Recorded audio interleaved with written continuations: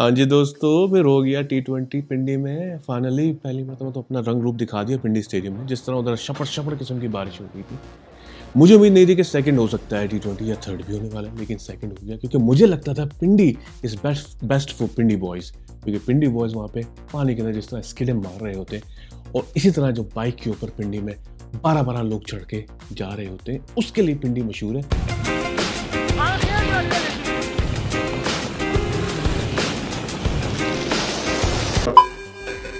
अब कुछ बात करते हैं टीम के बारे में, यानी कि मैच के बारे में। आज जिस तरह की बैटिंग हुई है, मुझे लग रहा था कि आज इन्होंने जो हमारे पास न्यूजीलैंड की टीम आई थी, मेरे ख्याल से सी ग्रेड तो नहीं कह सकते, जैसा सी ग्रेड मूवीज़ होती हैं, सी ग्रेड नहीं थी बल्कि डी ग्रेड किस्म की मूवीज़ के हिसाब से जो टीम भेजी थी उन्होंने। यहाँ पे मुझे सिर्फ और सिर्फ जो है ना जिमी नीशम जो था ना, वो जाना पहचाना लग रहा था। बाकी थे इधर उधर के PSL में भी खेल चुके हैं, उनको ज़रूर बुला के लेकर आए थे, लेकिन इसके अलावा कोई जो असल क्रीम थी ऑब्वियसली वो IPL में खेल रही है।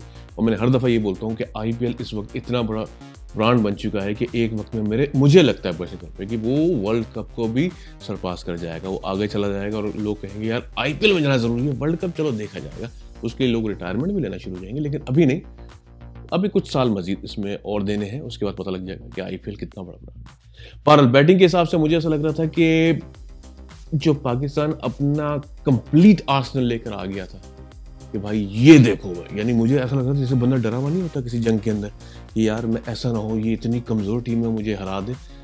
पूरा का पूरा आर्सेनल वाला बॉलिंग लेकर आ गया। यानी बॉलिंग में आप देखें, जस्ट इमेजिन शाहीन, आमिर, नसीम, ये तो फास्ट बॉलर पेसर्स आ गए।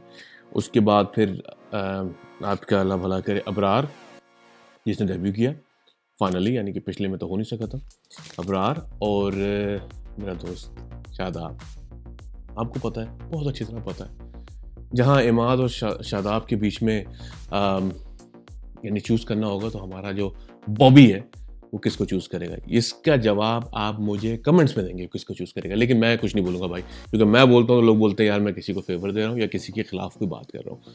तो भाई बात सिर्फ इतनी है कि सबकी नहीं, बात सिर्फ ऐसी है कि भाई बहुत बड़ा आर्सेनल लेकर गए बॉलिंग का, और एज यूजुअल मैं एक्सपेक्ट कर रहा था पहले ओवर के अंदर शाहीन साहब जो है ना, वो शाहीन शाह अफरीदी जो है वो विकेट निकालेगा, लेकिन पहले ओवर में नहीं निकाली। मेरे ख्याल से चौका पड़ गया था उसको पहले ओवर में, लेकिन उसके बाद जो अगला ओवर आया उसकी पहली बॉल के बाद उफ, जो विकेट थी वो मुझे मजा आ गया। यानी कि वो बंदे के अंदर वो जो था ना गुस्सा, सालों मुझे कैप्टनसी से हटाते हो, वो वाला गुस्सा जो ना उसने बॉलिंग में, ये होता है कि अपने गुस्से को चैनलाइज करना, यानी सही जगह के ऊपर गुस्सा इस्तेमाल करना। और बाहर हमारे नसीम साहब जो है, नसीम शाह जो है बेचारा बच्चा हमारा, हल्का सा जो है ना वो छक्का पड़ा, ऐसा प्रेशर में आया मेरा भाई, ऐसा प्रेशर में आया, वहां पे उसका एक्सपीरियंस जीरो हो जाता है।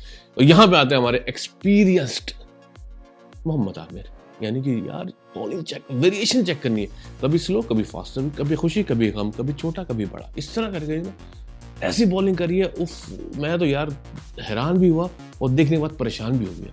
मतलब ये कि स्लो बॉल के ऊपर सारी विकेटें आउट हो रही, यानी सारी विकेटें वो ले रहा था जवान का बच्चा। उसने में 4 साल मेरे ख्याल से 1348 डेज के बाद उसने विकेट ली पहले ही मैच के अंदर, और पहले मैच के पहले ओवर की मेरे ख्याल से पहली या दूसरी बॉल के ऊपर उसने विकेट ले ली।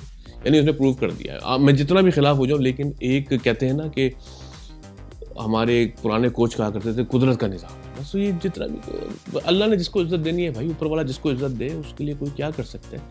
Aamir is a good bowler of course, यानी कि बहुत सारे बॉलर्स जो हमारे पास हैं उनकी नस्बत, लेकिन फिर भी मेरा अभी भी एक आर्गूमेंट रहता है कि भाई आपको क्लब लेवल से या डोमेस्टिक क्रिकेट से लेकर आने चाहिए जो है ना प्लेयर्स, वो आ नहीं रहे। अब थोड़ी सी बात करते हैं स्पिनर्स की।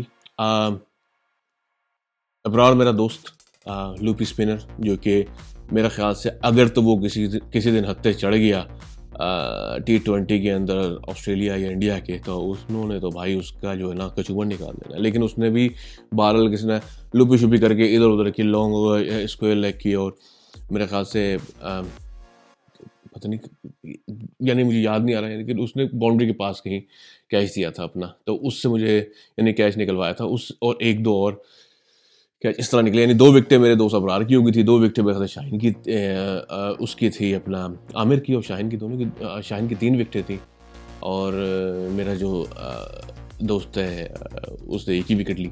बहरहाल उसको मैं नहीं कहूँगा किसने ली लेकिन बहरहाल नसीम शाह की 1 विकेट थी। जो कैच था ना चेडी का, वही सबसे अहम था भाई। वो जो उसने जो डाइव शाइव ये चीज़ें जो कर लेता है ना मेरा दोस्त, अगले मैच के अंदर अपना जो ना जगह फिक्स कर लेता है। यही चीज़ें चाहिए होती है, यानी ऐसा डाइव शाइव करके ऐसा कैच करो भाई कि अगला बंदा बोला भाई सब छोड़ो, जो भी परफॉर्मेंस थी, ये जो कैच किया ना बेहतरीन। तो उसके ऊपर जो है ना वो मेरा भाई अगली मरतबा ही मेरे ख्याल से मोस्ट लाइकली नेक्स्ट T20 में भी आ जाएगा।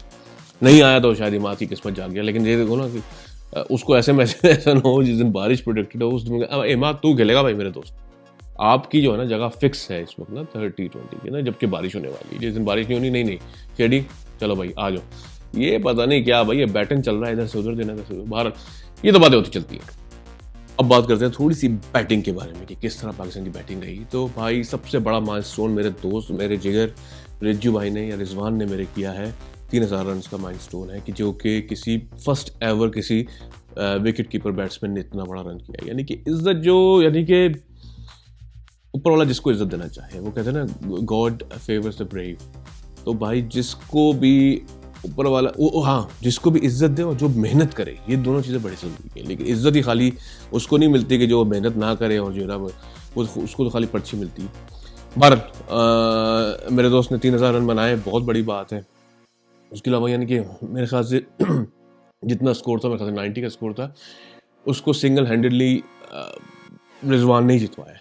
बाकी जो हमारे दोस्त आए थे, अब मुझे समझ नहीं आता कि रिजवान को कोई ऐसा लगता है कि जैसे पीछे से रस्सी खींच रहा हो कि भाई तू ओपन नहीं करेगा, जबकि उसका बनता ही ओपन है बाबर के साथ। आई डोंट अंडरस्टैंड कि वो इतना क्यों प्रेशर डालते हैं कि नहीं यार तूने ओपन नहीं करना। लेकिन उसकी ओपनिंग में और किसी दूसरे की ओपनिंग में और उसके वन डाउन जाने में कोई मेरे ख्याल से 5 से 10 मिनट का ही फ़र्क होता है, क्योंकि 5-10 मिनट के बाद जो है ना उसने आ ही जाना होता है पिच के ऊपर। तो मेरा दोस्त साइम जिसने मेन पिच के ऊपर हक दिया, उससे आपको पता लगता है कि उसका कॉटन बोल्ड जिस तरह हुआ है, वो बिल्कुल कह रहे ऐसा कैसे हो गया भाई, ऐसा ही होता है, ये प्रेशर है, ये इंटरनेशनल PSL नहीं है, इसके अंदर आपको देखभाल के शॉट खेलने पड़ते हैं। यहीं पर ही हमारा एक और दोस्त है जिसके ऊपर इतने ज़्यादा वो प्रेस कर रहे थे भाई, उस्मान खान। नहीं, ऐसा नहीं होता यार, इंटरनेशनल एक डिफरेंट बॉल गेम है। यानी आप ऐसे टीम के साथ टकरा रहे हैं जिसके साथ आपने प्रैक्टिस नहीं की हुई, जिससे आपने खेला हुआ नहीं है, तो आप लाजमी नहीं है कि आप डोमेस्टिक या PSL में खासतौर पर चल गए हैं तो अब यहाँ पे भी चलेंगे। यानी कि सबसे ज़्यादा बल्ला जितना साइम अयूब का PSL में चलता है ना, उसका मेरे ख्याल से 10% भी इंटरनेशनल में चल जाए ना, उसका नाम यानी अच्छा हो जाए। लेकिन बहरहाल अब जो लोग ज़बरदस्ती लाए जा रहे हैं कि भाई आएंगे नहीं, ये आएंगे कि ज़रूर जो है ना ये खेलेंगे, तो भाई बस उसके लिए तो हम कुछ नहीं कह सकते। जहाँ तक बात रही मेरे बाबर की जहाँ तक बात रही है, तो बाबर के लिए अब ये हो गया कि भाई बाकी टीमों ने सोचना शुरू कर दिया है कि इसके लिए हमें सिर्फ स्पिनर लगाना, क्योंकि फास्ट बॉलर का ये जो है ना खिलाड़ी है और ऐसे बड़े बड़े लाठे देता है फास्ट बॉलिंग के ऊपर, जो है ना इसके लिए स्पिनर ही बेहतर है।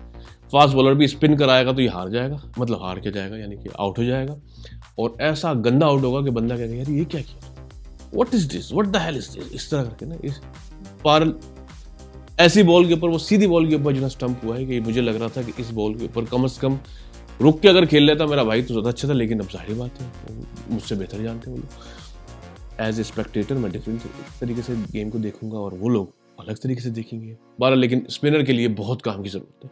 अब पता नहीं हमारा स्पिनर कोच कौन है, मुझे ये पता नहीं है। अभी 3-4 कोच बने हमारे, जो मेरे ख्याल से टीम के अंदर वहाब भाई जो हैं हमारे, वो सब कुछ ही हैं, सेलेक्टर से लेकर मैनेजर से लेकर आपके जो उसके अंदर एनक्लोजर के अंदर ही बैठे हुए होते हैं, और टीम के लिए ड्रेसिंग रूम, बैक स्टेज, हर जगह पे होते हैं मौजूद ना। तो ये पता नहीं कुछ लोगों की ऐसी पर्ची पाकिस्तान में चल गई है कि समझ नहीं आ रहा कि अब क्या करें। बहरहाल ये तो बात होगी T20 की जो सेकंड हुआ है।